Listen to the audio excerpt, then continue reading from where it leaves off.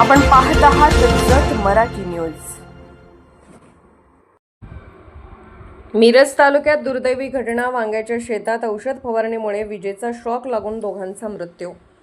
मिरज तालुक्यातील आरग परिसरात वांग्याच्या शेतात औषध फवारणी करत असताना विजेचा धक्का लागून 2 तरुणांचा जागीच मृत्यू झाल्याची हृदयद्रावक घटना घडली आहे। मृतांमध्ये विशाल माळी आणि अथर्व माळी या सख्या मामा भाच्यांचा समावेश आहे। पावसामुळे शेतात ओलावा निर्माण झाल्याने इलेक्ट्रिक फवारणी यंत्रातून विजेचा प्रवाह उतरल्याचा प्राथमिक अंदाज व्यक्त करण्यात येत आहे। घटनेमुळे परिसरात हळहळ व्यक्त होत असून मिरज ग्रामीण पोलीस पुढील तपास करत आहेत। जत मराठी न्यूज चॅनलला लाईक करा, शेअर करा आणि सबस्क्राइब करा।